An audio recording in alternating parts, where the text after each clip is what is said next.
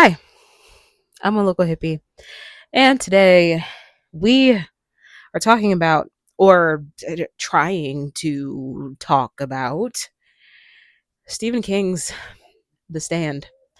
I don't know if this is considered Stephen King's best work. It might be. I'm not sure. I'll have to look it up after this and then I'll put it on the screen if it is, indefinitely. But we're going to talk about The Stand. And,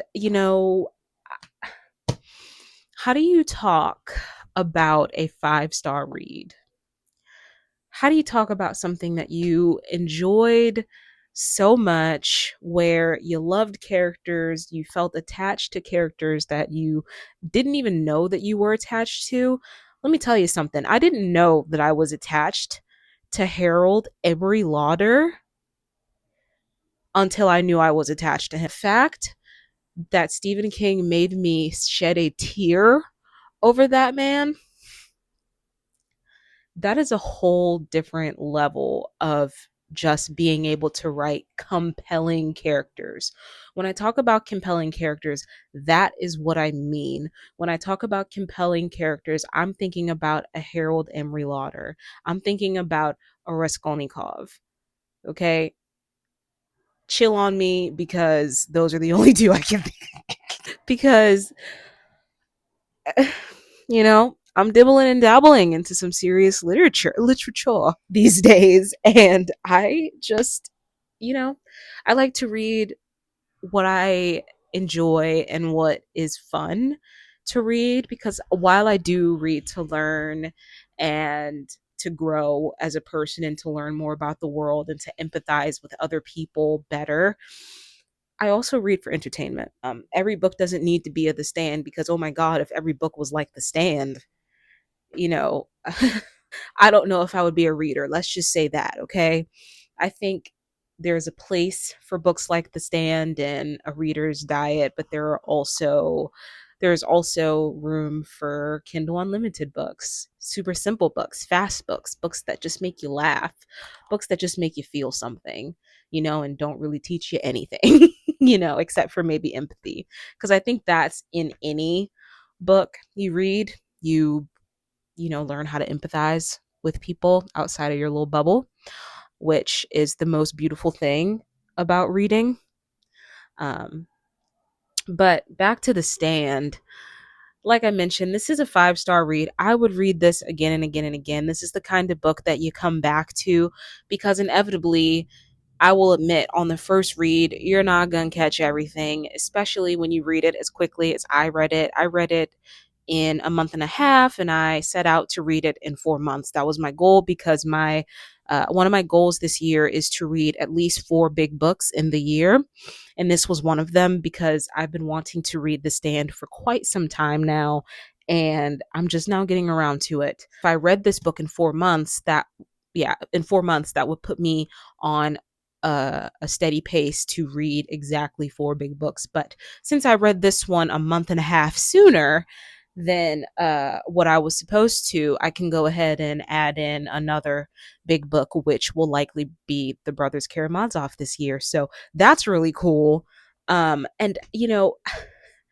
I don't know what to say about a book that details basically the end of the world, and then the the the strength of the human spirit in rebuilding everything that they lost. And each of the main characters that we follow in this book, losing literally everything in part 1, and then finding everything in part 2, and then part 3, having to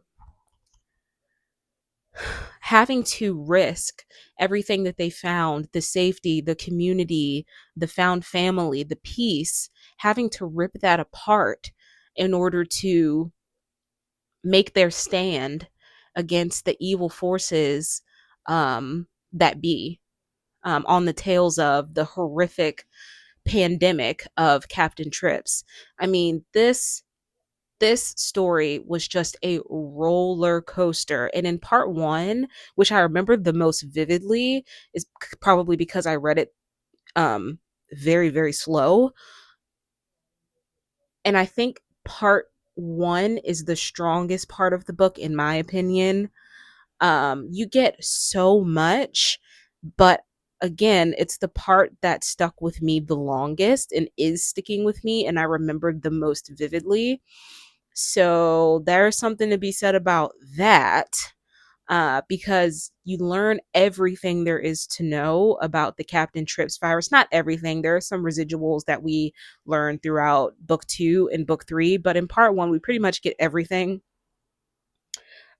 from human testing to people dying en masse to the symptoms that people have before they die to the fact that some people would get sick and then kind of get better and feel like they're feeling normal and then just drop dead, to characters, the main characters, losing every single thing they love.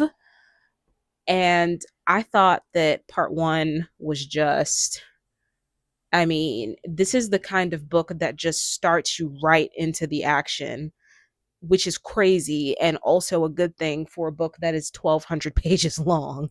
You're just slammed right into the very beginning of this pandemic, and we follow it all the way through to the end and how it affects each and every one of these main characters, of course. And I'll tell you what, this book really, oh man, it really just, because I don't want to spoil anything for anybody who maybe hasn't read it yet and wants to read it. It's so difficult because what what really struck me the most was that, and one thing that I believe about Stephen King and have believed for a very long time, is that he is, I mean, he is a master, not just storyteller, but he is masterful at creating characters that resonate with you, characters that feel real, characters that are flawed, characters that you can both look up to and understand at the same time, that you can empathize for. I just, I couldn't believe it. Not because it was a bad ending or anything like that, but just because I had spent so much time with these characters, and for things to end the way that they did for a majority of the main characters in this book, I was astounded. I can't even, I was astonished. Like,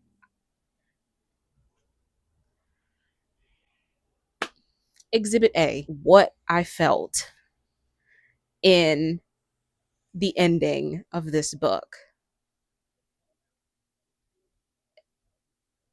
Yeah, no, I don't have the words. I just don't. All I can say is that this is the reason why Stephen King is one of my favorite authors. He knows what he's doing when it comes to writing stories and when it comes to building characters that feel lifelike, that feel real, characters that could be your friend, that could be your family, that could be someone you know, your neighbor, whatever. And I think that is the most compelling thing about Stephen King's writing. That is my most favorite thing about Stephen King's writing, and that is my most favorite thing about The Stand. Um, I don't want to continue to ramble because I just don't know how to talk about like one of my favorite books ever. I just don't know how to do it. I'm going to read it again throughout my life, and hopefully get different things from it, um, as I grow and as I learn and as I mature as a person. But until then, those are my thoughts on The Stand by Mr. Stephen King. So I hope you have a good day. I hope you have a good evening. And most importantly, I hope you read a good book. And I'll see you when I see you. Bye.